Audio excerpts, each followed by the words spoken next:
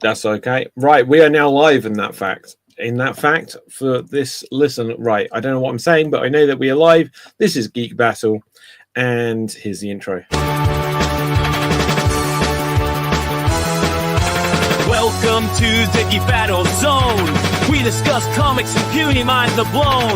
We debate Marvel versus DC, Skeletor, X-Men, and Ron Weasley. Judge David slams down the gavel and Cap dreams of Henry Cavill. It's a Geek Battle stream, nerd rage as we assemble our Geek Avengers team. Welcome to the Geek Battle party. We are the Justice League and our Batman is Marty. Say hello to Tim as movies are greenlit. Every new movie, Deb's already seen it. Xbox, Star Wars, and Star Riders. Email Star Trek, and David loves spiders. We battle as Marvel, and Disney loves Blink. And we try to crown the Geek of the Week. It's the Geek Battle Show. Welcome to the Geek Battleground, where we use the Force and the One Ring is found. Cap is wrong about Resident Evil 6. Everyone watch out, cause oh shit is sick. Gerald and Tim and Diz will try to win at the Geek Battle Quiz. David and Dave will confuse their crew as they dive in the TARDIS of Doctor Who.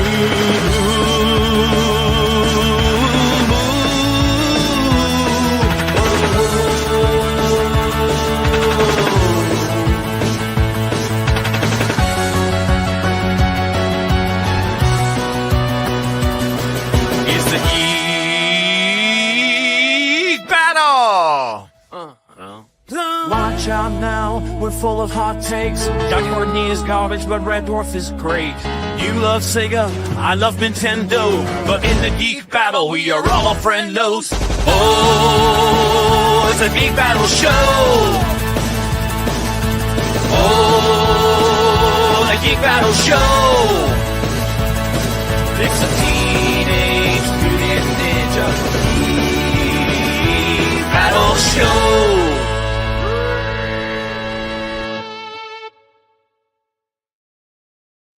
Okay, so yes, hello, welcome to Geek Battle. Now, on the show tonight, we have myself, we have Capital Faith. We are the cream of the crop, unless others arrive, in which case I'll count them as cream as well. But, Capital Faith, yeah, exactly. Say hello to the people. Hail from the land of leopards, elephants, and crocodiles. It's me, Cap, without a background, so enjoy my wall and my green screen that is not usable in this angle. Yeah, okay. My geek fact of the week is it's also going to be a Warhammer fact so the Necrons I talked about in our last show, where it's like they're the evil robots, Terminator knockoff of 40K, where I said they're the most humans of things. And that's why I recommend a book called The Infinite and the Divine. It's basically, in life, you need a hobby. And if you're an immortal, you need a very big hobby to actually keep you going. Because you can't eat, you can't have sex, you can't really do any human stuff because you're a robot. So there's this Necron called Trazyn the Infinite, who basically decided to be a museum curator for all eternity. So he just looms around in the galaxy and steals stuff. Like, he can literally steal stuff from time and then take him to his museum and then put him in a gallery. So if you're important enough, if you're in a good historical event, he might just pop up and go, pop, yoink, and then you will just leave. Well, there you go. Interesting stuff there. Now, if I was a robot, like, I don't know where I'm going with this, but like, what would be I just don't know I wouldn't like being a robot. I always figured with like RoboCop, the fact that he's just a robot now, I'd just be like, what's the point? He's got his wife, but, no business is happening there. He's got his son who he can't pick up. I'll just be like, switch me off, basically. But I think that's what he asks, right? He asked at one point, I think in the new movie he did, when he said, like, show me what's left, and they show him his lungs and his head, and he goes like, okay, then I want to die. Yeah, absolutely. Oh, gosh, no. I mean, in a sense... It also depends on, so if we achieve like artificial intelligence, and if it's like really smart, and it might actually, if we give it purpose, then it can actually, think of something like a big, something unattainable, and it might, spend its days trying to achieve that.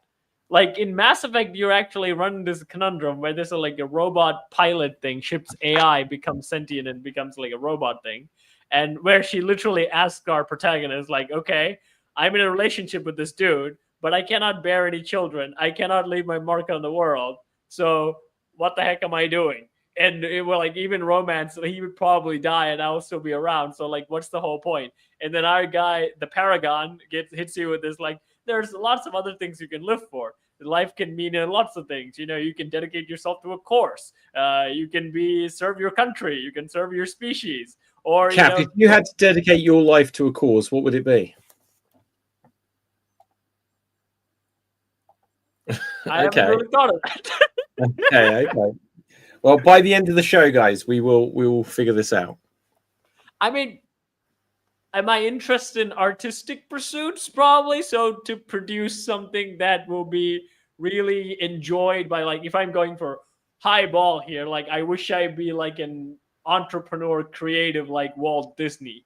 Like, if I can produce something like that brings joys to millions of children and like a lot of people in a different sort of way, I would dedicate myself to that. I'm not really sure I can achieve it, but I'll dedicate myself to that. Yeah, that's a noble one, or like world domination. That's got meaning. Yeah. David supervillain route starts now. Okay, so does being a supervillain? Well, okay, so does wanting to dominate the world instantly make you a supervillain? I think it does, because craving power is one of the narcissistic, psychopathic traits, and one of the evilest things that we have in real. I mean, like, evil is kind of relative, right? I mean, like, we can eat animals, but we can't, eat people. So yeah, always like. Why do you? I'm worried about the way you said that with such concern. I'm not the one who's reading Silence of the Lambs. I hate that. Oh, that's a good book. It's a good book. But in that sense, world domination in our human sense, we always, we point to psychopaths as the most evil of us because, like, they can't really feel empathy. So they are the only narcissistic people that will put themselves, I will conquer the earth. Yeah. No, absolutely. I think, okay, so I think we've had this discussion before, but like, I think everyone wants to, on some level, like, conquer the earth because it's the only way you can guarantee your own safety. So, like, I think I've said before, I think the motivation for why everyone does everything can be boiled down to safety. Like, it's not about power boredom. And boredom. Boredom. Yes. Okay, well, let's put that one to the test. Because if you think about it, a lot of people don't really care about safety. That's why they jump off airplanes and do daredevil shit, because they find the existence so mundane that they had to really push themselves to get that rush. Otherwise, they're just I don't know. Like, see, that might be the. But do people jump out of the aeroplane because they think it's going to fail? They think they calculate the risk and think that it's going to be okay. Because I think the rule changes if someone's, intending to hurt themselves, but no one who's like, right, I'm going to sign up to parachute today. They're not like, well, I guess I can get rid of my house because I'm not coming back. They always keep their house because they think they're coming back. Yeah, but that's also, parachuting is actually a lot more safer than the other stuff like humans get to. Like, really push the dirt bike into a mountain. Those kind of they know there's like a very low chance that they're gonna not break something. Even Jeff Hardy actually said it. Jeff Hardy said, like, in a video, that the first time he actually had to go to do surgery is the injury that he had on a dirt bike. Not when he was swanton bombing throughout WWE. He was perfectly fine when he was doing that. Wow, that's crazy. Yeah. Think about that. And he's still doing it. Yeah. Right. Okay. So let's come on to now. One of the big things I've seen today is the Super Mario Galaxy movie. The first proper trailer is out. I may have to bring up like a shield here. So let's bring a force field. It? Yeah, of course it is. No. But I think it genuinely looks good. Let's put this on small. Hopefully, oops! Don't play music. Don't play music. Right. Okay. So we see Bowser there, and Jack the Black. artwork is still slightly off compared to what it looks like on like the proper video games. Yeah, But it's check this out: Brie Larson is voicing Princess Rosalina. is she the one who's the girlfriend of Luigi? No, that's Princess Daisy. Even though they'll say, "Oh, they're just friends," but basically, Mario has Peach, Yeah. Luigi has Daisy, and then Rosalina is just a new princess they brought up in Super Mario Galaxy. I love the fact that Brie Larson understood the Marvels and going no show, so she's doing for I'm gonna voice cartoons now. Yeah, absolutely. Well, it'll To just be be fair- interesting. This might be a good career move for her. Yeah. I think she kind of got the brunt of all the Marvel hate when she like came in because like she was one of the few faces that was like the new face, and she got the full hate boner for all the thing that MCU was actually turning out. Well, there's so many rumors because there was rumors that they were going to make her sort of like the biggest deal in Endgame, and then there was something about that people didn't like her, like the cast didn't like her or didn't, Yep. always get on with her, and so then it actually isn't in Avengers Endgame that much at all. Yeah. It's just the last moment where Rocket has to hyper, yeah, and then she just bursts through a ship. Yeah. And then obviously the Marvels, they were like, well, we're not calling this Captain Marvel 2, you've got to share it. And it was a Ms. Marvel movie more than anything. I think again that's one of the Disney faces where I think before Endgame they had a clear plan, they were doing it, and then after Endgame it was all full Disney. Marvel had a little less control of it, and they didn't really care afterwards. I think they were like, do guys whatever you want. We made the movie, we made billions, we're fine now. And then Disney kind of all mucked it up like it did with Star Wars.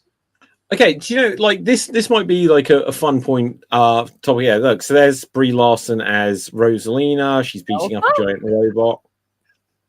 She weirdly reminds me of Elsa. Oh, of course she does, yeah. That's a really good question. When did Frozen come out? 2012. 2012. Well, I think Princess Rosalina predates that. Wow, what is her earlier design? Google her earliest design. I will. I'll do this now. Okay, so Super Mario Galaxy. Let's see when this came out. Super Mario Galaxy.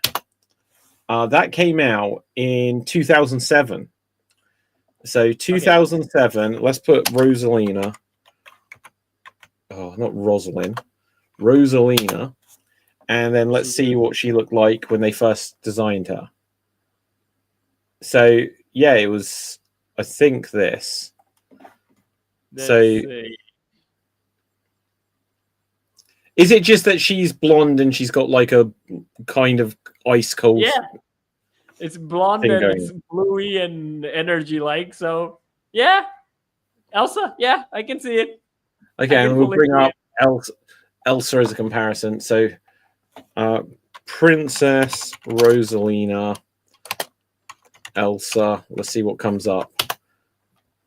Yeah, loads of people have spotted this. Already I had never thought about this before, but. Yep. Because they're like similar shape and everything as well. Yep. Point 1 for Nintendo. Yeah. Is Nintendo and Disney partners? No. Nintendo have occasionally like done deals with like Disney for certain things, like an exclusive game here or there. But generally speaking, Nintendo is the Disney of video games, but they don't work together at all. How is it? I mean, what is the PC market like? What is the Disney in the PC market? Wait, what is the Disney in the PC? What's the question there? What's the game studio that is like the Disney in the PC market? I don't think there is one. Like, I think Nintendo is the Disney equivalent in video games.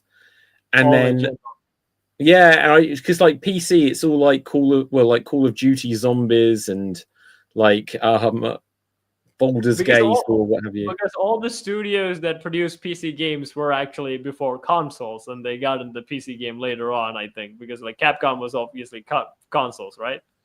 No, Well, hang on. okay. So say that again. Wait, you think all of the PC things were consoles? PC game studios were basically before console, and then they hopped on the PC game. Is that the case? So PC game studios were before consoles? No, they Yeah. definitely weren't. No, not really. Like computer games weren't really a thing. The amazing thing is PC gaming. Like it feels a little bit. It was kind of late to the game. Like I don't know if I can reach it here. So there's an old system called a Commodore 64. Let's see if I can pull this out. Boom! How's that for having that by my hand? Right? And back in the like 80s, this is a recreation of it. But back in the 80s, people would have like home computers, and this isn't a PC. It's a personal computer, but it's not a PC. And this is what's called a Commodore 64 or C64, as this recreated one is. And it was the Wild West time of there wasn't Windows. Like the first Windows might have been in 1992 or something. So Windows. So yeah, that's the weirdest thing with it. So Microsoft Windows. Let's see when Windows 1. Whatever was. History. So Windows 1.0 launched. Oh, hang on. First released to manufacturing in November 20th, 1985. But let's get on to Windows 2.0, then released in 1987. But I don't think these were the same as what we know nowadays at all. Yeah. Because what I can say for certainty, I think Windows 3.0 was like the one where things kind of changed. Is that you had what they call DOS. You know DOS? Yeah. You know DOS, right? So there would be so much that would just be, oh, this is a DOS game. And I don't think Windows became a bigger thing until the early 1990s. And in particular, I think Windows 95 was where everything was like PC. Before that point, in fact, I've got all this weirdly just to hand. So in the 80s, as well as the Commodore 64 there, you'd have things like this, which was a ZX Spectrum. And you'd have an Atari, which was a computer, and an Amiga, which was a computer. And generally speaking, the games you'd get on something like an Amiga would look better than what you'd get on a PC. I'm gonna bring up Amiga versus PC comparison. So was Capcom a video game, like a console game before, or was arcade? It just a PC game? They definitely started as arcade. C64, Amiga, PC. Oh, I can't find just a comparison of the graphics, but the graphics on the Amiga looked much better than what you'd get on the PC. This might be a comparison. IBM PC. We are diving deep into game lore, and Dev is not here. Yeah, I know. See how it goes. It's odd, really, because like I know older kids of my generations actually had like consoles that were connected to TV, which were they always get usually when foreigners came around and they gave it to them. And I always looked at that and I always say, where's ours? Can we buy one? And then we never find them here. There's never here. That sort of things were not available. But then my sister bought a computer and said, we can just play games on the computer. And then that's where my whole PC gaming thing started. Yeah. Okay, so like this isn't a good comparison. It's not a good comparison. But like old PC games can generally look dreadful. And then on other things, this kind of shows it a little bit. So you'd just see that like this one's a lot more vibrant, a lot more detailed, and then this is a lot more drab. And you'd often get this. Like PC versus things like the Amiga, trying to find like a really good comparison. That might be one. No, not quite. NVIDIA.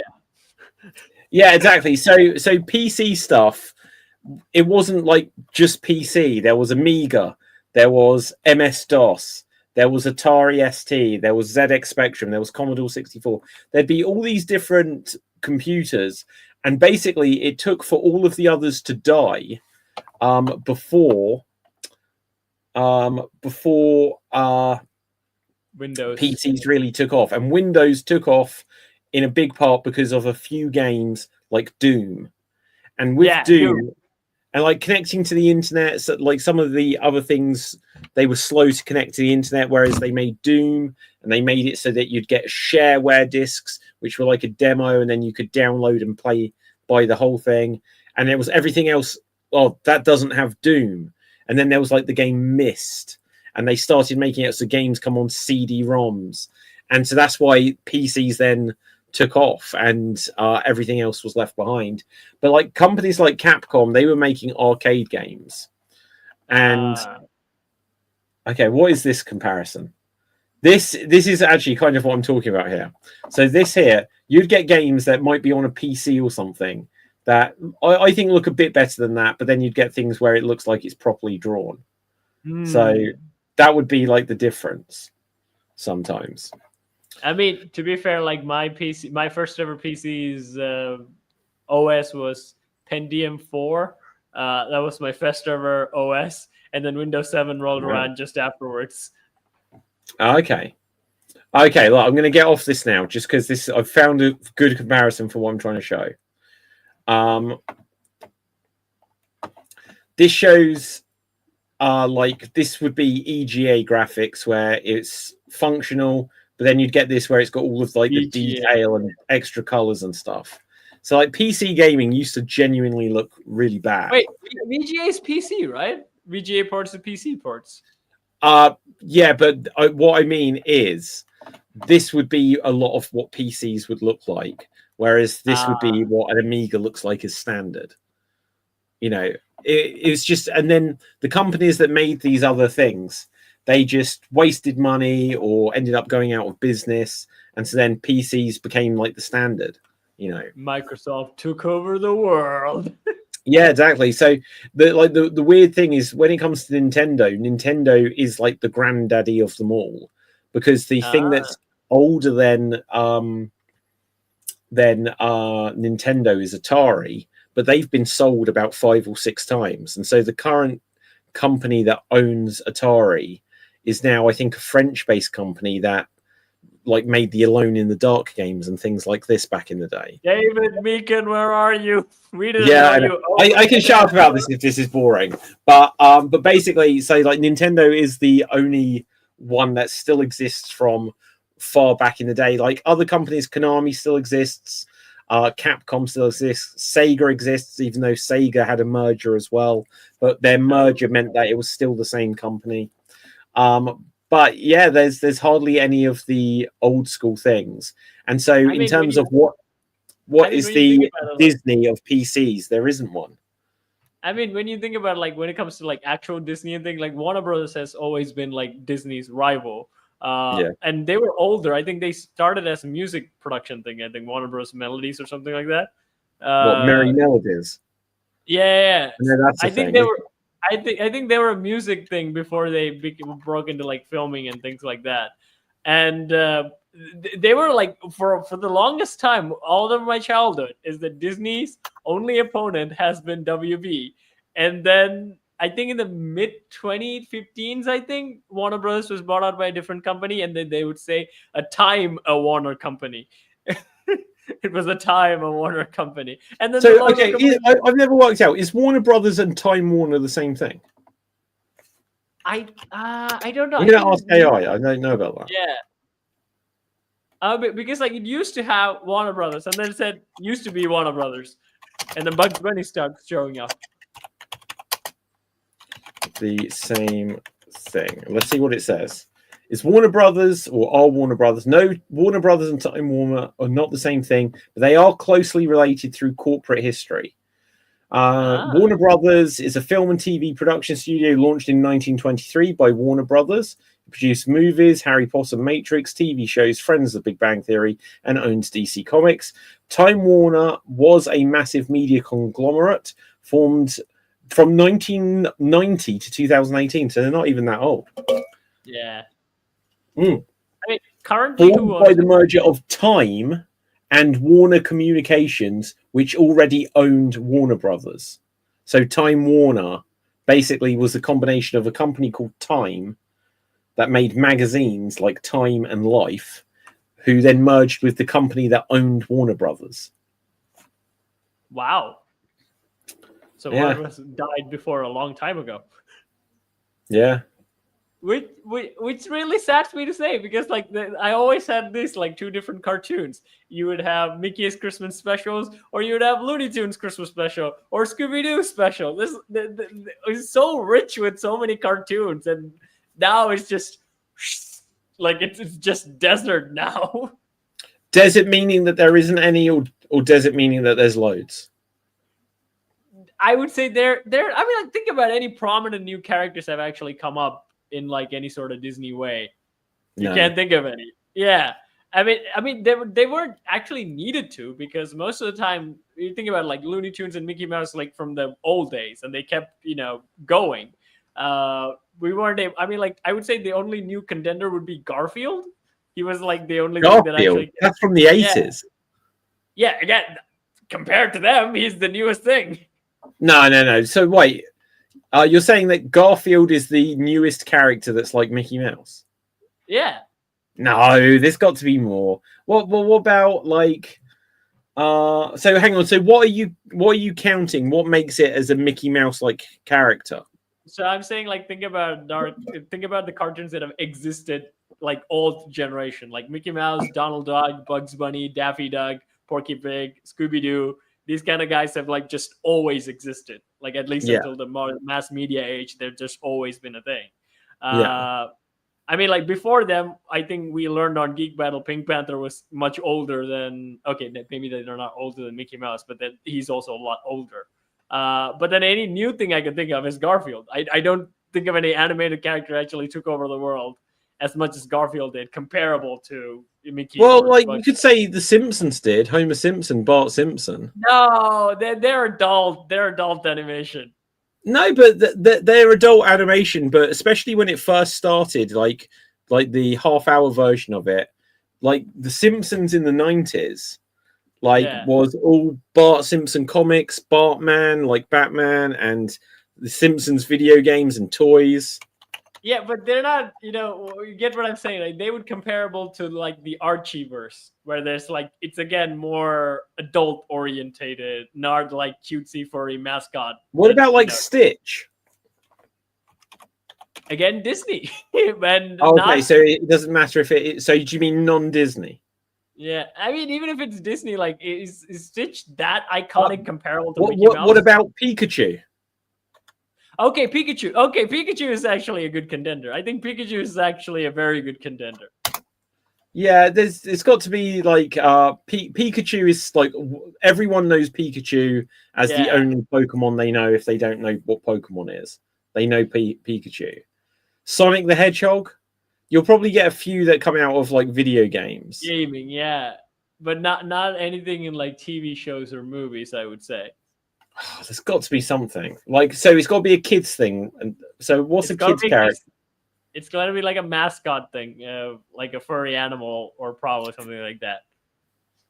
Okay, hang on. Cartoon character mascots 2010s. There's got to be something.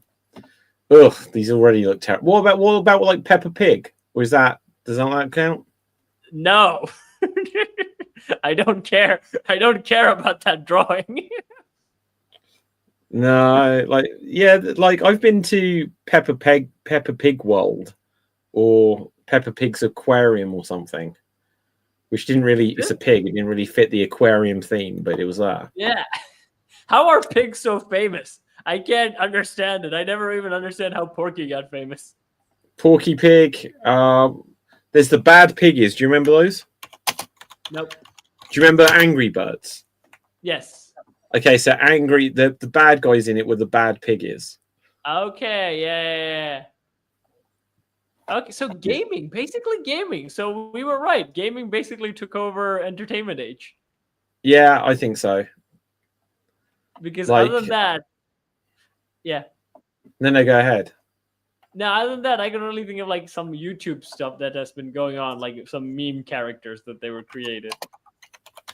What famous cartoon characters have emerged and been Probably gonna be Ben 10. big since 2000? I don't even know what Ben 10 is, but I remember a few months ago we suddenly SpongeBob SquarePants.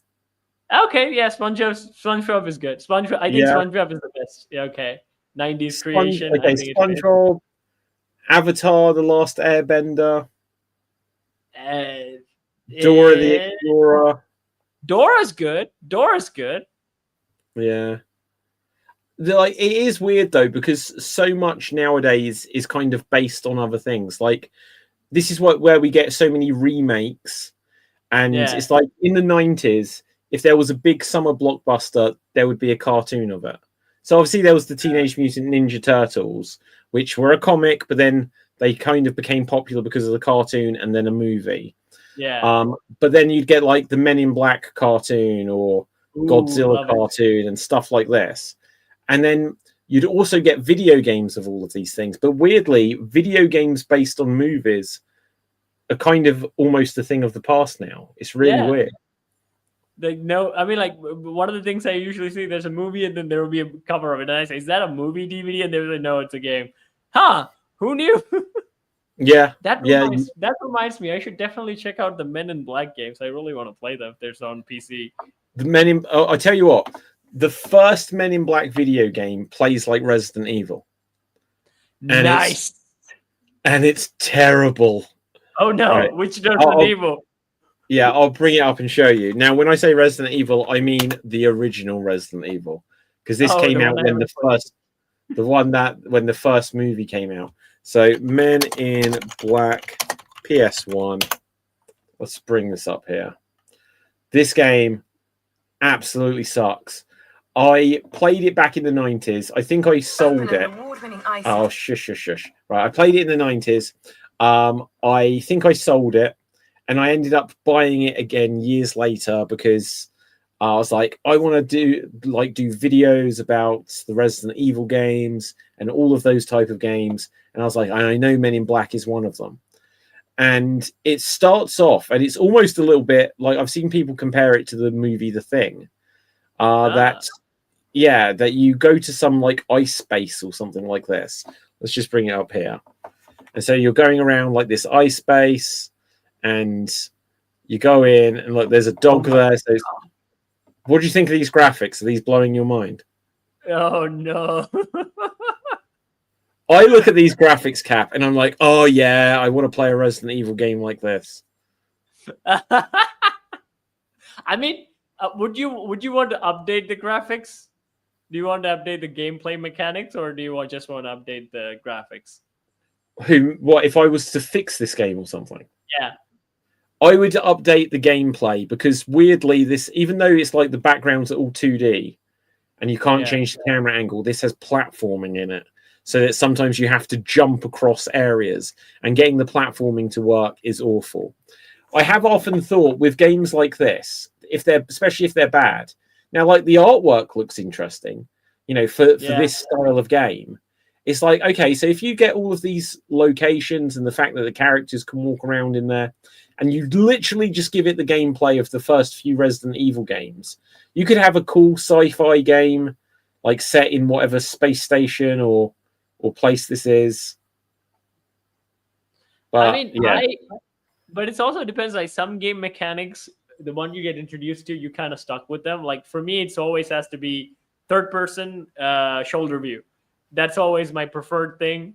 I'm okay with first person when it comes to shooting games or even racing games and things like that. But anything like story related, I prefer it to be third person and then shoulder view. I'm okay with like the Telltale games where you just move around with your mouse because they're mostly clues finding games. So I'm pretty much in it, and there you get quick events, and I'm happy with it. But I can't stand any game like Baldur's Gate where you have to click and do everything. It's turn-based combat. I would lose my mind. I hate that thing. What about like 3D platform games though? I played some, not 3D I mean, like Prince of Persia is kind of like a hybrid of like a platform game mixed with Yeah, action. it is.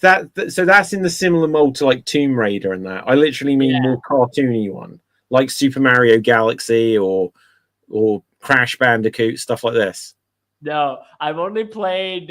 Only game I played that had platforming is was like the Adventures of Tintin, Right. which was a game that came out with the movie. Where it's also like a hybrid where it gets like full platform, where you get like with Mario and things like that, and then it turns into like a first person view in certain scenes. That's the only thing I really enjoyed, and I only enjoyed because it was Tintin and not any other characters that I don't know. Yeah. So okay, Cap, here's a question for you. What would you Yeah. say are your like top 5 video games of all time? We should do this with everyone here, but we can do this now with you and me. What's Witcher your top? 3, Red Dead Redemption 2. What else did I have really fun with?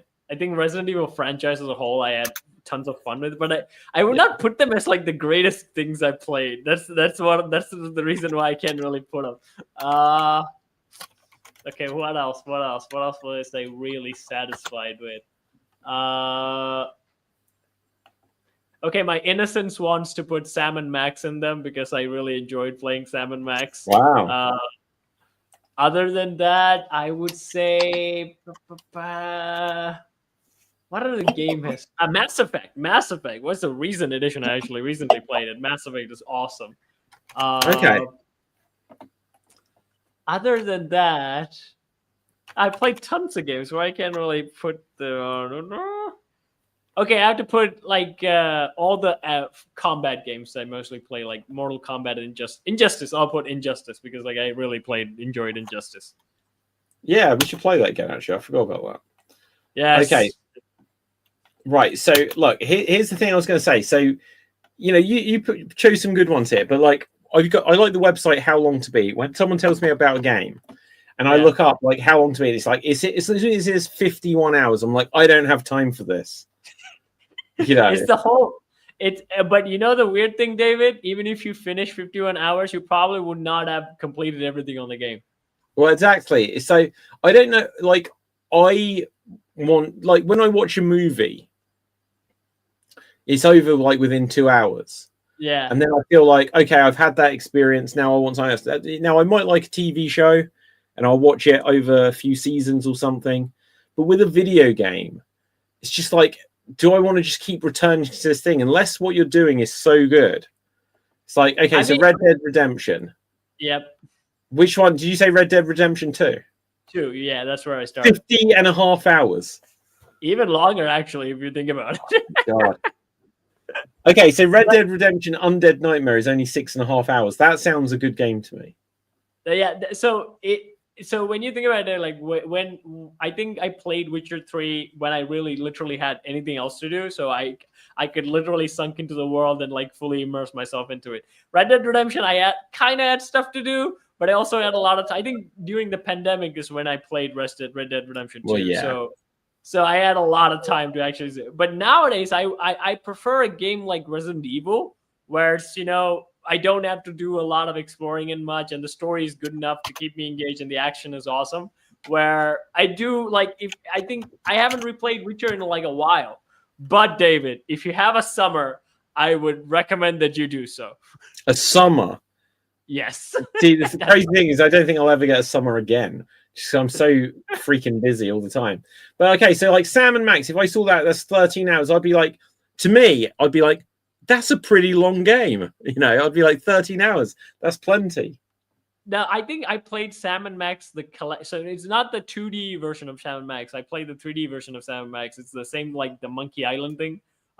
Which was a collection. Which was a collection of like actually it was my sister is the one who sent me those games. And they were like the original games that I actually owned because she bought them in France and they sent it to me. But I didn't know how to change the language.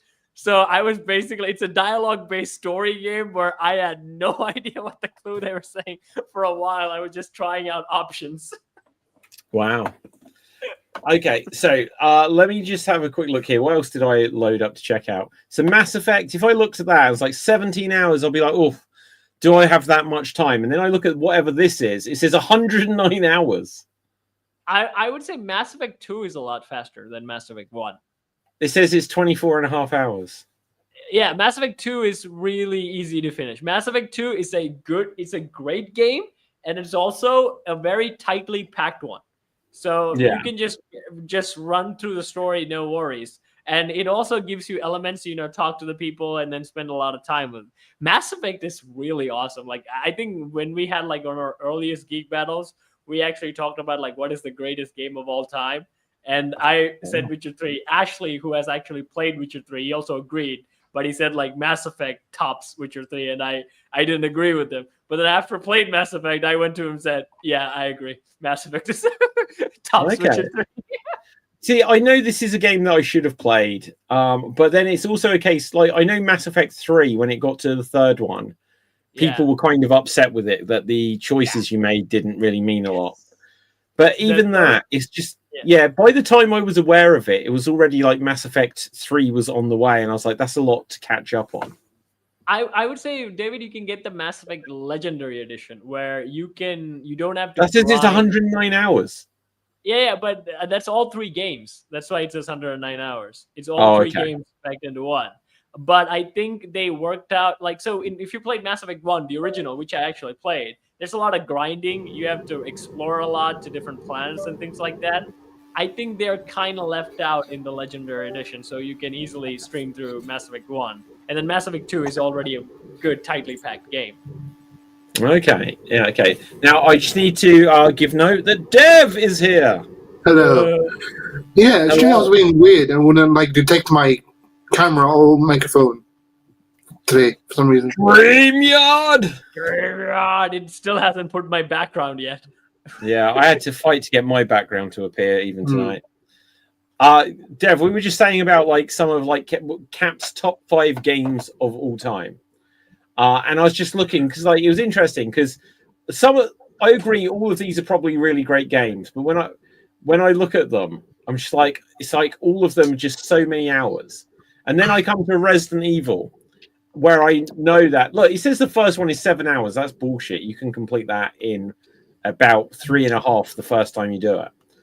6 hours for Resident Evil 3. That's why I liked that one so much. But like all of the early ones. Like I have completed the original. See, what I can say here is I've completed the original version of Resident Evil 2 in under 2 hours, and to me, I was like, that's why I've played it like 24 times. But then, like the later ones, it was like 12 hours, 10 hours. But then put yourself when you were in school, David, when you do have a summer. I think if you would have The Witcher 3 when you did have a summer, you would have been like, oh, this is the greatest thing ever. You know what? Like, I don't know if this makes me sound, good or just a bit pathetic. Like, it would get to my summer and I'd just start, I'd like, how many video games can I be? So I couldn't just play like one game. I think in 1 year, like when I was maybe 12 or 13, I was so proud that year I completed something like 60 or 70 video games. So it was like I completed a new game every 2 or 3 days, with the rest of life going on. I think it's because like you were part of like the arcade competitive style of gaming where it's more impactful on like the gameplay and then you just again, you didn't have like any walkthroughs or things like that. You had to figure a lot of shit out by yourself. Yeah. And then it's more fun to discover things on your own. Well, I think in our side of gaming is usually it's always like a grand story and you always get a cool character and you're like, oh, this world seems nice. I'm gonna immerse myself in it and live there because my real life kind of sucks. I want to be a Witcher. But like I tell you what, like when I first played Legend of Zelda: Ocarina of Time, and you were just like walking around Hyrule Field, and you'd go into like a little village, and there'd be a shop, and you'd like discover some secrets. I was like, that to me, like it felt like it took up months of my life, which I'm sure it didn't. But then I'd get a Resident Evil game, and I'd just be fully in it for like 3 days, and I'd get to the end, I'd be like, now I'm going to play it again. Now I know what to do. And then before I know it, I've gone through the whole game 8 times. and then I'll be like, right, now I'm ready to move on to a new game. It's, Whereas it's kind of funny to me because like you're I know you're an actor, so you probably role played like balls like all the time. So it's I kind of role funny. played what? You probably role played everything in your life most of the time, where you imagine yourself as another person and then doing things. So Yeah, I I see feel what you like I feel like that's why I assume like, okay, David can be the Witcher. I feel like David would have like a balls to the walls fun with this because like, hey, look at me, I'm the Witcher. Do you know, it's so weird, like, because obviously, like, I do a lot of improv, you know, and this is a spin-off adjacent to extreme improv and everything.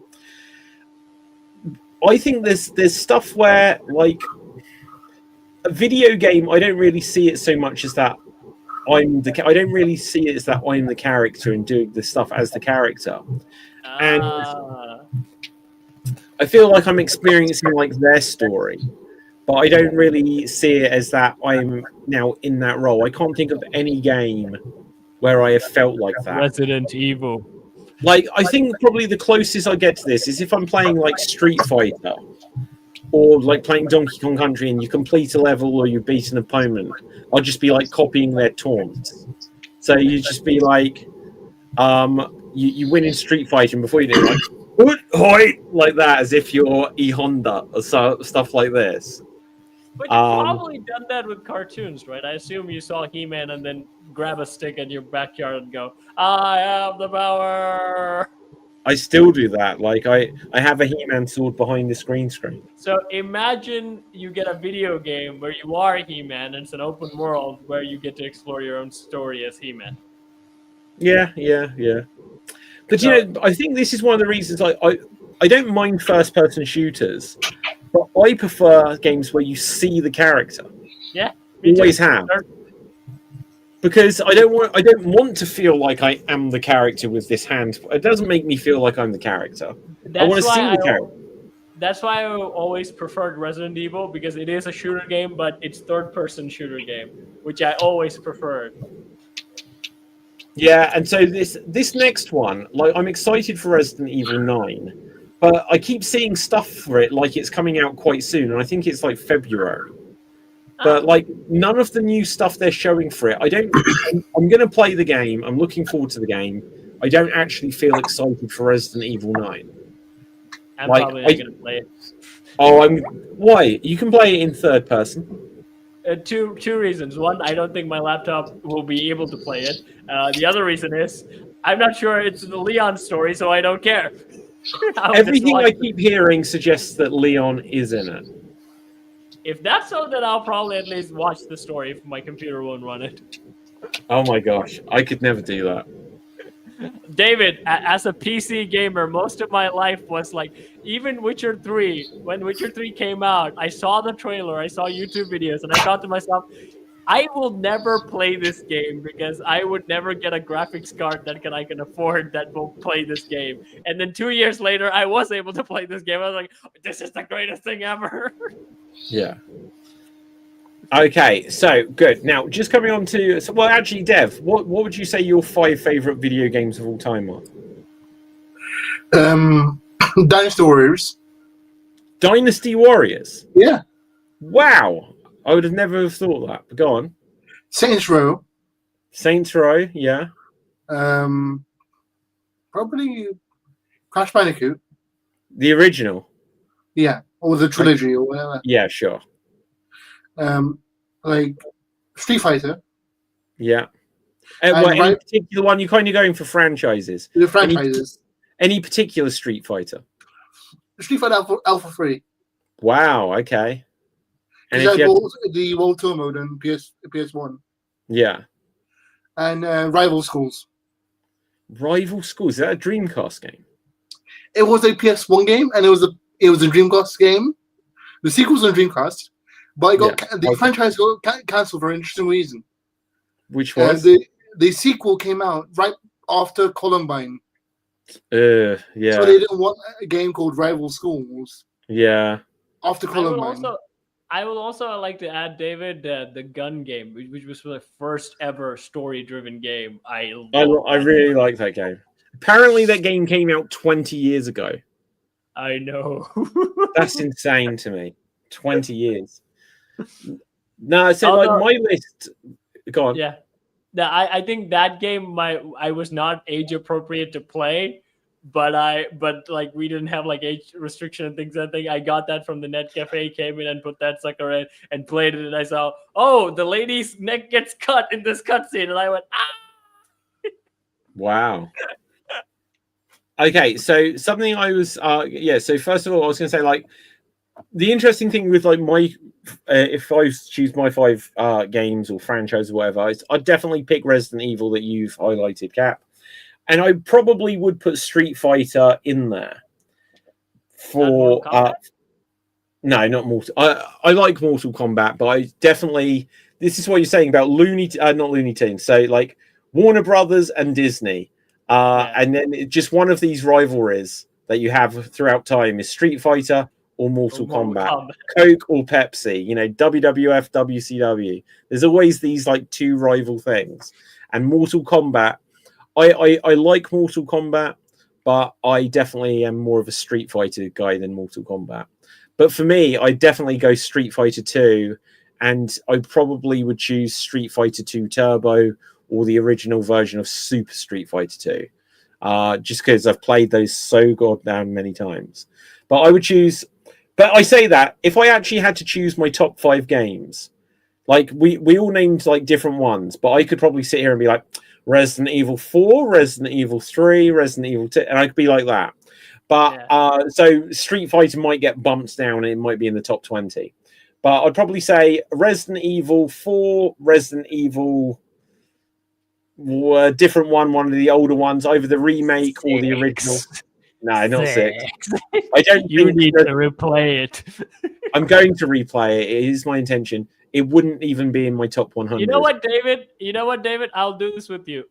If you stream it, I will hop on StreamYard with you, and I'll be a backseat gamer for you. And if you play Resident Evil 6, I will swear to God. Why is that a benefit? Yeah, I was thinking the same thing, Tev. I would provide commentary. Yeah. Right. That's like saying, do you know what? Right. You order a pizza and I'll spit on it. I'll spit on it good. It's like, do I want this? You know. No, David, you order pizza. When you eat it, I will describe it to you. Yeah, right. And so anyway, so I would definitely choose Resident Evil in there. I would choose Donkey Kong Country 2. I think that is probably my favorite video game of all time. That is to me, it's the best 2D platformer. And I think it still absolutely holds up in gameplay, in graphics, and like in music, in every single way. After that, I might choose The Evil Within. I love the first Evil Within. I might choose Crazy Taxi. I might choose Jet Set Radio. That's a pretty good one, although I probably haven't played that enough. But yeah, there's a Super Mario 64, Zelda, something like this. It'd probably be a lot of Nintendo. Cartoon Nintendo combined with Resident Evil, that sums me up. I mean, I think I've done a great blasphemy because like one of my early teens, one of my worst life things was like trying to get the new Assassin's Creed game work on my outdated PC. Assassin's Creed was a big part of my life even before like Witcher things and came up. I think that was my first introduction to like serious storytelling. So I also need to include Assassin's Creed in that. I think it only is because like Assassin's Creed has fallen so badly that I even forgot like how much I was dying to play one of those games because like Assassin's Creed was like huge in my teen years. It's weird how so many big franchises kind of disappeared from that era because obviously Uncharted was a big thing. Tomb Raider was a big thing. Tomb Raider has had 3 distinct eras, and now Tomb Raider just feels like no one cares at all. Resistance, like the PS3 launched with the game Resistance Fall of Man, which was so good.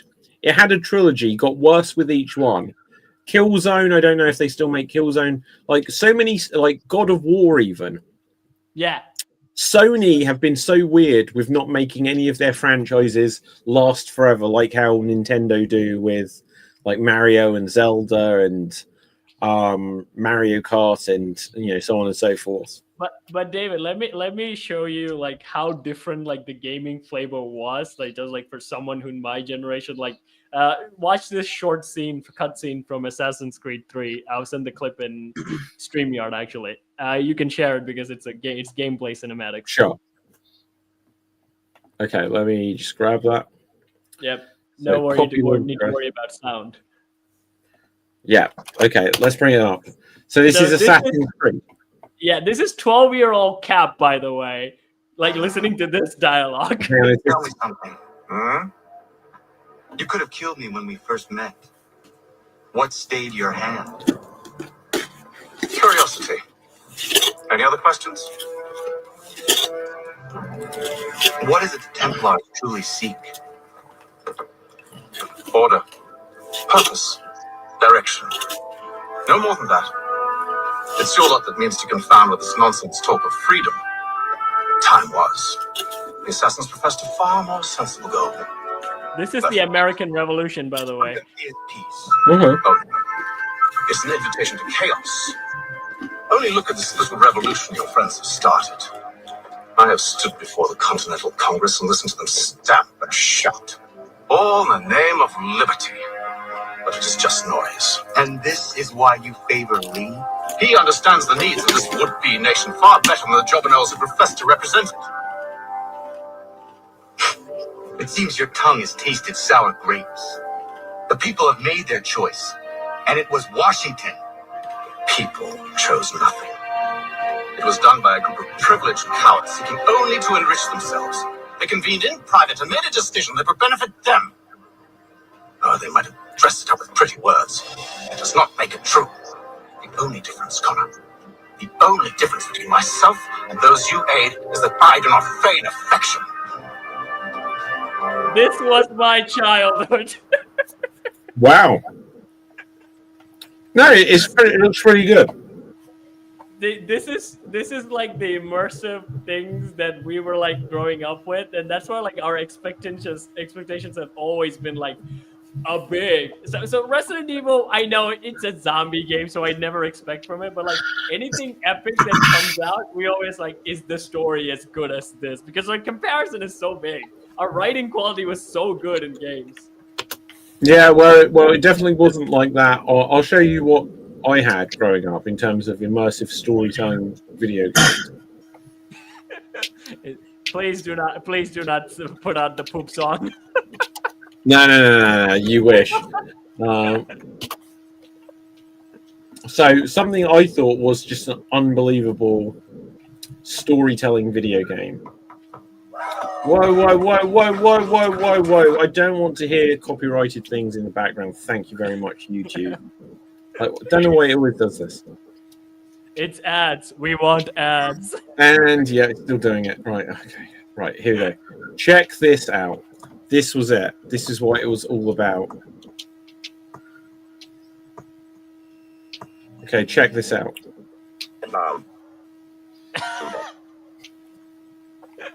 That's for you to discover. It is presumed that the airplane has landed in Santa Terra. It's only a rumor, but the Prime Minister wants full details. Stephen Hawking? It is Stephen Hawking. One of our actors Look at that. That is Mickey Mouse on the desk. That's interesting. His last report, he seems How did to they be get away with it? interesting information. Okay, let's skip this on. So this would be like how you said about like Sam and Max or Telltale games. You rub the roads together, Vic. But look, then he would have an action scene. Where's the action? Oh, let's see the ending of this.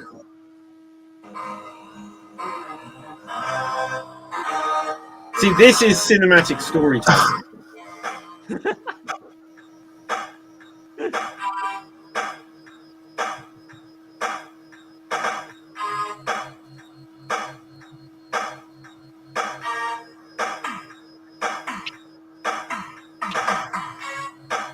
I swear to you, if I have seen this the first thing, I probably would have been like, this is the greatest thing ever.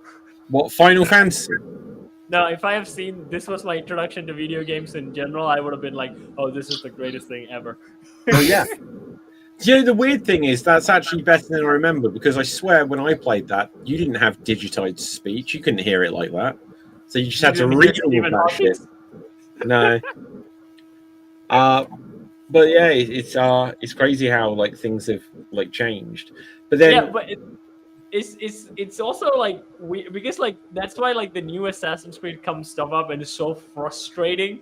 It's because like even Assassin's Creed 3 got a lot of flack because like in Assassin's Creed 2 we had Ezio where it's more like a bravado story. He also had some sad moments, but this was fine. But this is like the American Revolution and the protagonist finally gets screwed by all of the. He wins the American Revolution and then Native Americans get completely wiped out, and the game ends with a very somber, sad monologue, and you're like a 12-year-old playing that game and going, "Oh, life is so cruel." Okay, just changing direction. First of all, is there anything you guys have seen in the last week? Shows, movies, things that you want to react to? I want to hear what you guys think of the new Predator movie if you have seen it. I've not seen it. I wanted to see it, but this week has been incredibly busy. I hear two voices. One of the people is like people like Predator fans. They hate it.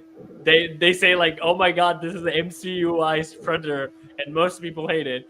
But most normal, it's like normal, like in a sense, like not franchise people. They go and say, "This movie is a lot of fun. We enjoyed it." Yeah. So yeah, I saw an interview with the director of it, who also directed Prey. And he said, like, what can I do that isn't just the same movie again? So it's just set within the world of Predator or whatever, and it's a different kind of movie. But yeah, I do hear that a lot of people aren't that keen on it. But I'm okay with fun because like the first ever Predator movie was really fun when you think about it. It's had so much charismatic characters on set. It just like oozed with a lot of good stuff, and then it gets real serious when it comes to action stuff. But I always thought this was a fun action horror kind of movie.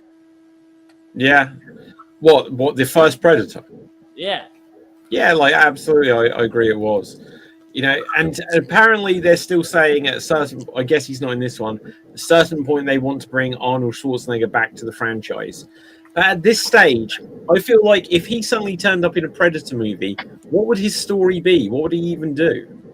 So before this, Hulu made a Predator movie called Predators Among Predators. In that one, they revealed that the Predator, what it does is like any person who beats the Predator, the aliens would go back and then they would steal them and then put them in a pod. So we see Arnold in a pod, frozen, in that movie. So what's this called? Predator Before Predator? No, Killer Among Killers, I think. That was the title. This is an official Predator movie? Yeah, it's a good one, actually. Predator... No, wait, Killer Among Killers? Yeah. Killer of Killers. Killer of Killers. Oh, it's a 2025 film. It's animated. What? Wait. Yeah. Okay, I can't watch that. But you're saying Arnold Schwarzenegger's in it? Arnold Schwarzenegger has a cameo at the end. What? Like, actually him? Yep. I mean, it's the animated version of him. Oh, I need to look this up. Wait, My favorite. Think about it, David. A Predator is going to Sengoku Jedi period, where he has to fight a ninja and a samurai. Think how cool that is. Yeah, hang on. I'm looking for this Arnold Schwarzenegger scene. Oh my god, that's crazy. And Danny Glover. And Danny Glover. Okay, I do have to watch this thing. It's unfortunate because I don't want to. Right, look at that. That's amazing. That's amazing. Apparently, this is the clip. I can't obviously play it. I don't like the animation. What is with this animation nowadays? Everything looks like Into the Spider-Verse, where it's kind of this jerky animation. Okay, let me show you this. Predator versus Samurai. Let me go. Oh my god! What? Hang on. So is it just that they're in a booth, or do they do anything? No, they don't do anything. Like Arnold and Danny Glover doesn't really do anything. So how have they got Danny Glover? He won. Yeah, so that's what the idea they're saying. So if you beat a predator, they would literally come and steal you, basically, because you're something that is worth keeping for further games. Yeah. I wonder how much they had to pay to do that. Not a be lot fair- because they don't speak. They what? They don't speak. They're just in storage. Yeah, but you can't use someone's likeness. It's cheaper than paying for their voice, though. No, but The okay, well, let me give you this example. So you know that new Terminator 2D Fate game? They Yeah. don't use Arnold Schwarzenegger's likeness in it because they couldn't strike a deal with him. Oh. So look, yeah, Terminator 2D, whatever it's called. Did I just really misspell Terminator? That's terrible. Terminator 2D, no Fate. Everything you see of that, every time they, like when they show you this at all, where's the trailer of it? Okay, let me show you the weird thing with this game. Forget the Men in Black PS1 game. Let's get rid of that tab. Right. So before you buy, I just want a trailer. Just give me a trailer, official trailer. So let's bring this up. Peggy 16. We can have the sound, I'm sure. Probably not, actually. So look, you see the Terminator like that? Yeah. You see, look, he turns into Robert Patrick, so they do have his likeness. And then that's as much as you see him. So it is just the Terminator, it's not Arnold Schwarzenegger. But they do, and look, and Sarah Connor is on the box looking like Sarah Connor. But don't they own the rights to the character and therefore implies? No. You can't just use someone's likeness without. This is why, like, you'll see the Mission Impossible video games where it doesn't look like Tom Cruise at all. Of course, it will depend a little bit on the agreement you made when you signed up to the movie. But if it, Arnold Schwarzenegger, by the time he was doing Terminator 2, or, he wasn't signing up for his likeness to be used in perpetuity. But I'm sure there are some. Look, and they actually paid for Edward Furlong, so that's why it looks like Edward Furlong. And they paid for Linda Hamilton. But then apparently every time it shows the Terminator, it shows it as the robot. You Let's see if we cannot can skip capture through my the show. likeness. It is made for Mr. Maybe it could be that. Maybe because he was you're like a very famous bodybuilder. I think bodybuilders mostly made money out of shooting pictures from magazines. Maybe that's why his whole thing was bigger. Yeah, okay, hang on just 1 second. So check that out. So there you see Linda Hamilton, you see Robert Patrick, and you see a Terminator skull. Yeah. That has to be the only Terminator thing based on Terminator 2 that doesn't show Arnie. Yeah. They couldn't get Arnold. Yeah. Didn't Terminator 3 have a game? Did it have a game? Yeah, and Arnie is in it, but they would have paid. But they probably, when they signed the deal for Terminator 3, it was probably a deal that said, and the video game sort of thing. I mean, this is the problem why when you get like old sports games or old games based on movies, trying to re-release them. There was the famous wrestling video game called WrestleFest. And that has recently been re-released as an arcade one-up, like arcade machine.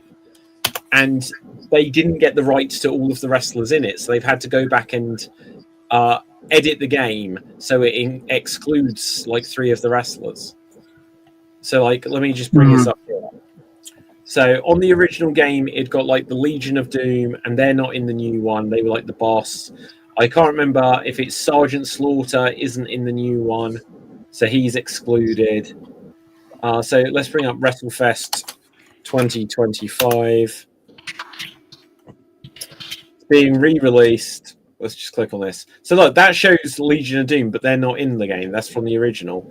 And when you see 9 of them. It's Macho Man, Demolition, and Legion of Doom, and Sergeant Slaughter. Wait, I'm sure Demolition are in it, aren't they? They just Axism is. Wait, no, he is. I swear that's nope. Let's click on this. I would swear that's Axe and Smash. So WWE WrestleFest. That's no, it's Smash and Crush. Oh, that's interesting. Oh, was he in the original though? Because I think it Yeah, might. yes. Oh, okay. It was X and Smash, but now it's X and Crush. Sorry, but now it's Smash and Crush. Wow, I didn't know that. That's really cool. But yeah, so legal rights to stuff is really weird. I mean, this But is question. all. You got. But question: what if they drew the character based off someone first, like in a comic? Then you can sue them. I mean, like if you think about it, like when you think like any characters, like Disney characters, they were based off like famous actresses. Like really, they do Okay. really, yeah. Okay, but this is Walt Disney, famous for fucking people over. Hang on, I'll give you a couple of comparisons of things. So, oh yeah, so in Resident Evil Code Veronica, there's a character called Steve Burnside, and clearly he was based on Leonardo DiCaprio. And I'll show you, because when they released the game and then they re-released it, they changed the look of the character because I think there had been some sort of complaint. So in the original game, he looked, I forget which one's the original, He looks but they like changed his haircut. So you can see here he'd got like a Leonardo DiCaprio look, and then later on they like changed the haircut because it was too similar. And then I think, was it The Last of Us, actually, I think got into problem because of Ellen Page. Last of Us, Ellen Page. Yeah. So let's have a look here. I think they had to change the look of the character because at the time, obviously Ellen Page is now Elliot Page. At the time, Ellen Page was it Beyond Two Souls? I think so. Beyond Two Souls. And so Ellen Page was in a video game. And let me show you. So Ellen Page was in this game Beyond Two Souls. And the character was, based on exactly what she looks like. And that was coming out on the PS3. And then also within a year or two of it, then they also had the character Ellie, who they, I think, had to change the look of to look less like Ellen Page. Yeah. Yeah, like this is where they said beyond coincidence. I know that they had to do it in the Yakuza series because one of the actors got caught for drug charges. Wow. So they had to motion capture the entire person, and the entire face had to be different. Yeah. Because I mean, like, humans aren't that much different from each other. So can you make a case like Arnold is Arnold? So okay, so here's the thing: Harry Potter, right? So really they cast. No, go ahead, Dev. Really quickly, going sticking with Arnold for a split second. It's funny that he didn't give his rights as Terminator to No Fate, but he did give it to Mortal Kombat. They probably paid him a ton, though. Yeah. You think Terminator 2D is some shitty-looking Super Nintendo-like game, whereas it's like, Mortal Kombat probably paid him a freaking lot of money. But it's weird because I know Arnold's case is different because I know in terms of models and bodybuilders, I think their likeness is what they use to actually sell things. So I kind of get it. But what I get different, I find with actors and things like that, where a lot of people will look at your eyes and go I'm going to use that in my character, and they can literally just draw it. Yeah. Yeah. Okay, so first of all, just as that's loading, so here was the changes to the character Ellie that people noticed after the complaint. So for whenever this was posted, they changed the character somewhat, just to try to make the character. They reduced her jaw. She doesn't have a jaw anymore. They just changed the shape of her face slightly. But that was a big controversy at the time. Because when you look at that, it's well, clearly they've just used the likeness without any rights. But then, okay, let's see if I found out the answer. How much was Arnold Schwarzenegger paid to be in...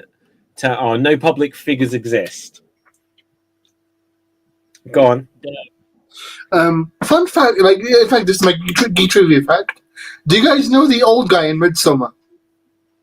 I don't know what Midsommar is. Now, Midsummer, like there's the show called Midsummer, and there's this really old man in it. Is it a show or a movie? It's a show, I think. Well, is it the thing with what's her name, Florence Pugh? No. Let me double check. Yes, it is. Okay, I think that's a movie. But go on. What about it? The really old man in that movie Yeah. is the basis for every single pretty looking anime guy character in existence. Wow. If That you, is cool. Like if you Google the actor and type in anime, it should literally all come up. With how, I don't know what the actor is though. Wait, is that the Norwegian actor? yeah, I've seen that pop up. Didn't he recently die? yes. Okay, so his likeness, he's one of the where like he's like a very feminine dude as well. So like any sort of like the classic anime with like who's the character in Berserk, Griffin, and like any sort of like that anime classic looks of dudes kind of comes from that guy. Any anime character that looks like an effeminate male was Yeah. based on his look is based on him as a kid. I typed in the name in the streamer chat if you want to see. Bjorn Anderson. Or something Okay, like hang that. on, guys. This is breaking news here. And look, we're not on Slam Jam right now, but I think this is relevant. Check out these bad boys, because apparently in Zootopia 2, they're played by Roman Reigns and CM Punk. Huh? That's awesome. Roman Reigns and CM Punk will play as zebra buddy cops in Zootopia 2. Disney did them so dirty. They took the big dog and they turned him into the zebra. Why isn't he a dog? Yeah, why couldn't Yeah. they just turn?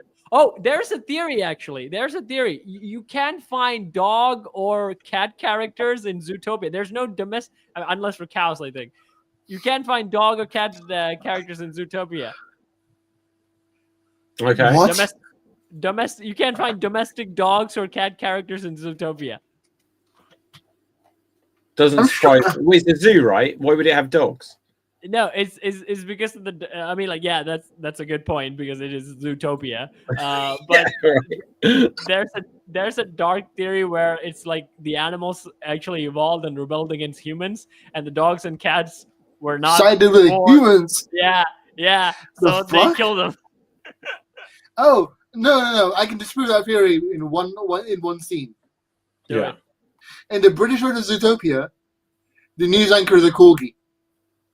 Oh Wow. no, England. Okay. So there's a good like trivia with Zootopia, where the news anchor is a different animal in several countries. In the UK, it's a corgi. Damn, Corgi, you ruined a good Disney theory. So now Roman Reigns is now in two movies. Well, three movies, several movies, but one with Cody Rhodes and one with CM Punk. Yeah, this is the thing. Like, they always put wrestlers with wrestlers so often, but they shouldn't. Maybe Okay, because guys, I'm- I'm gonna have to begin to wrap things up soon. I've had like a super long day, and I can just feel in the last few minutes, I feel like I'm about to pass out. Last thing I would like to bring up, because I spoiled this earlier. So, Cap, you may become a console gamer yet, is all I'm going to say. Just because apparently Steam have once again, they launched the Steam Deck, but they're now showing a brand new Steam machine, which looks exactly like a Xbox Series X cut in half. And That's a Nintendo GameCube. it looks like that is a better GameCube than the GameCube was. That is definitely a cube.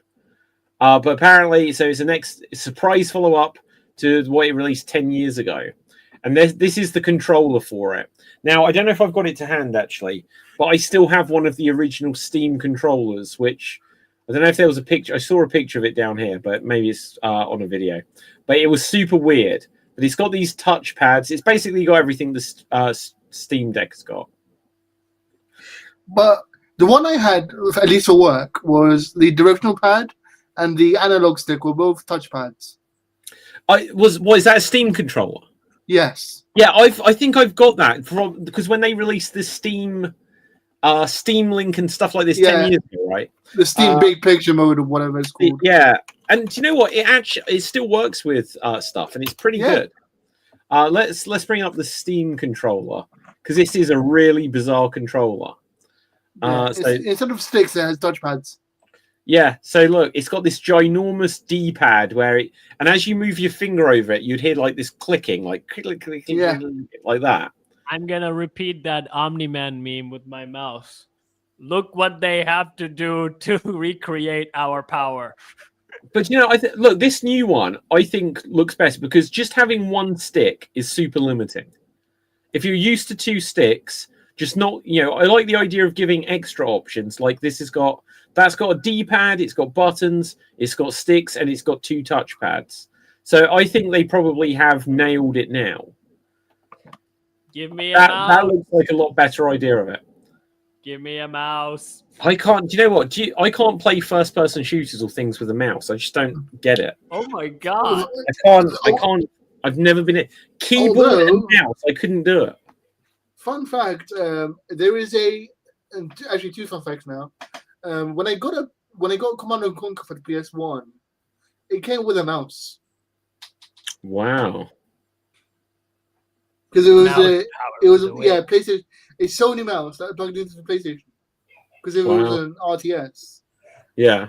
And for Phantasy Star Online for the GameCube has a GameCube controller that's a keyboard. It does actually. You're right. Do you have that? I'm looking for it. It's really hard to find. Yeah, I think it's really hard to find. It's ginormous, and it's a full-size keyboard, isn't it? Yeah. Okay, let's bring that up. GameCube. I have the chainsaw. I have the sword. I don't have the keyboard. Oh, I so wish I had the chainsaw. So annoying myself that I didn't buy that. But look at that. Look at this ridiculous thing.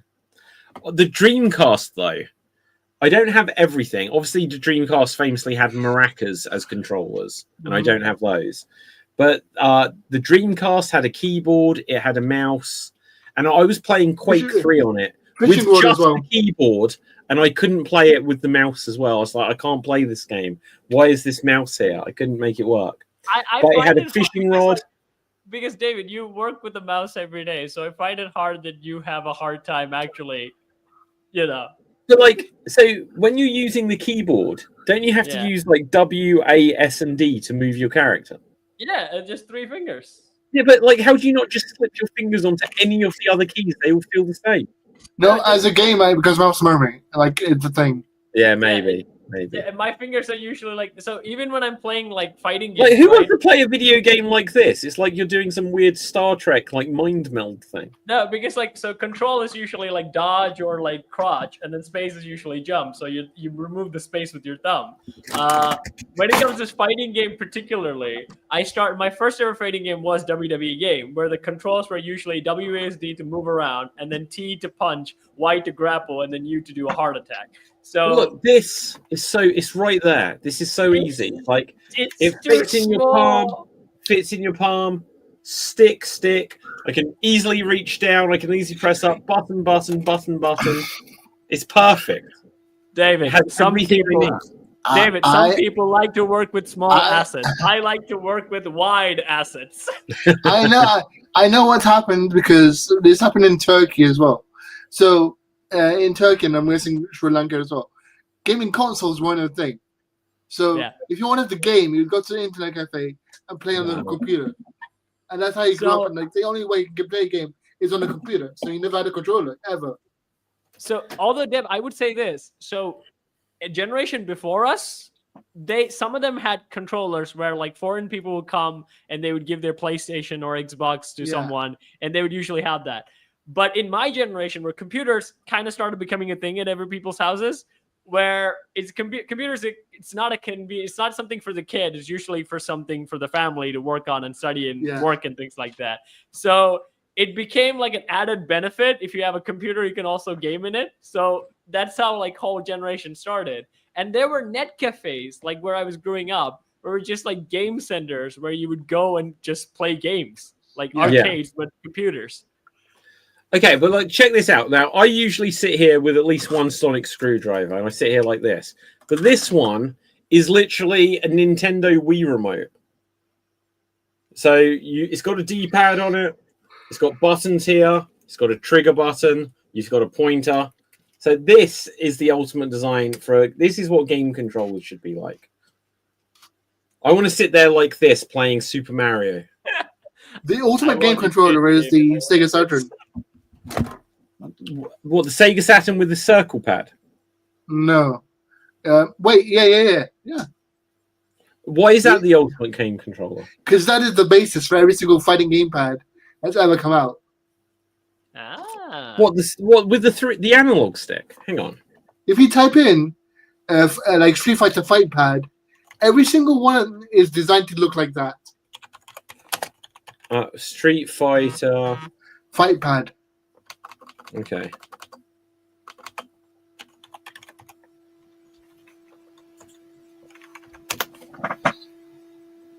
Oh, okay. So, but that looks like the original Saturn controller, not the one with the analog stick. No, it's the original. Yeah. No, the Sega Saturn controller is really nice. I tell you what, if unlike I don't know where mine is, it's somewhere about here. But the 8-bit Do or 8-bit Do, the little controllers like this. Now that looks like it's for the Xbox, but the one for the Sega Saturn, and that says, what does that say? That says Nintendo Switch. Yeah. But this, I've got one like this that you can use on the original Sega Saturn. Original Sega Mega Drive. That's a really nice controller to play with. I do miss the 6-button layout. Everything just went like Sega. They killed it themselves because when they released the Dreamcast, they went to the diamond, like 4-button, like diamond shape, like you see there. So it's all everything just became like forever, just like this diamond shape. I also like to ask: have you guys, when you're playing with PC, have you guys, changed the attacks to the number pad? Where it's actually, I found it for beginners, it's easier because it's like real punches. So like one o'clock, 2 o'clock. I plug in one of these to the PC. We both have controllers. Yeah. No. I tell you what though, I used to play on the PC, and I think it was because I had to. Like in 1997, right? Because I didn't have a game controller at work. I'd play Tomb Raider or like Quake, and I'd play it with the PC. But they hadn't worked out, especially like Quake, they hadn't worked out like first-person controls like they have now. So I'd just be like, I wouldn't even be like pointing up or down like this with it, because that's where you use the mouse. It'd be old games. I'd just be pressing left to rotate. There'd be no strafing or anything. It was just a very different experience. I mean, for me, I would say I would probably be able to learn a controller to do a fighting game or any sort of like 2D games. But if you give me any sort of game where you have to like view and stuff, if you give me a controller, I would be utterly helpless because I'm so used to just with minor movements alone can see whole parameters with my mouse. I tell you, the weird thing is like the first, like when I played Resident Evil 4 on the MetaQuest, I was like, now that made me want to throw up just because like VR is like that. Yeah. But that game, and I'm sure other VR games are like it as well, but also the video game on the Nintendo Wii U called Splatoon. I think that was potentially the first game that fully worked out shooter controls. And that is because it would use this stick to move the body of your character. So I don't have, I've got a lion here. Check out my lion. So you'd press up and your character would run forward. You press down, they'd back up. You press left, they'd sidestep. You press right, they'd sidestep. Pressing the right, touching the right controller literally just controls where you're looking. So if you only touch the right controller, you'll stand there and you would be able to turn around on the spot, but you'd never be able to move forward. And then with Splatoon, because it got motion controls, you'd go like this and it would actually change where you're aiming. And on Resident Evil 4 on the MetaQuest, and so I'm sure other first-person games on VR have this. I could press the controller to walk forwards and move my legs. I could press the other controller to change the direction of my body or my head. But then I would literally just be pointing the gun to where I want to shoot. So it would mean that I could turn my head this way and shoot that way. And I was like, finally, This is the first game I've played that's ever fully worked out how to move both your legs, the direction of your head, and your hands independently. I mean, in PC, you could do that. You could literally just walk How? differently. Yeah, you can basically just walk differently. And No. But the difference is, so say you're shooting, right? Yeah. You have to be facing the direction you're shooting. No, so if you look at Resident Evil 4, right, Leon's game, right? You played it on PC. Did you play that on PC? No. Okay, so if you play that on PC, basically you can look in a one direction and you can still move around wherever you want. And then the shooter button, because it's third person shoulder view, Leon's head could be somewhere else, but that but that's not you're not controlling that. So the point is, I could play a game because, like, generally, like, I'm sure if you use a mouse pointer, you could take your mouse pointer and shoot over here to get a headshot, or shoot down there to shoot at someone's knees. Yeah, but basically, when you do this, it is going to be somewhat moving the camera, because when you use the mouse, you use it to control the turning around of the camera of the character. This, it literally gave you one control to control which way you're facing, a different control to move your movement with your legs, strafing and that. But then literally the gun on VR, you could do whatever you want. And the video game Splatoon on the Wii U works that same way, because it's got motion controls which just change where you're shooting, which don't or then impact the movement of your head. So you're basically saying you can do this. Yeah, like, it's so cool because, you know, it doesn't benefit you to do it, but you could be there's something coming here, and you could be like shooting a zombie, and infected, and then you could look over your shoulder to see what's coming behind you. Whereas on any other game, it'd be like, if you want to see if something's coming behind you, you could shoot there, but you couldn't shoot there. Yeah. And it took them years to be able to figure this out at all, because when they first worked out the twin stick style of controls, people hated it because it was like, this doesn't work. But anyway, guys, I'm going to wrap this one up now because I'm going to pass out soon. I swear. I feel like to get a hairspray from Resident Evil 4. I do. I need a green herb sort of thing, right? No, hairspray, anyway, David. You know the hairspray. It's a hairspray. You can't see green herb on stream. Yeah. Right. Okay. Now, Dev, where can the people find you? You can find me on TikTok and Twitch on the name F3DAT, and that's it. Okay, Cap, where can the people find you? You can find me on SWAT Deeds, where I sing and dance, I throw myself in a bucket, and I work with members. And just right now, I found an odd video on YouTube, and I cannot help but to match the oddness with my weirdness. So go check that short out. Okay, my name's David Pstansky. Follow me in Geek Battle on all of the platforms. With that, until next time, stay safe, always stay extremed, and ciao for now. Boom, we're off the air. Beyond.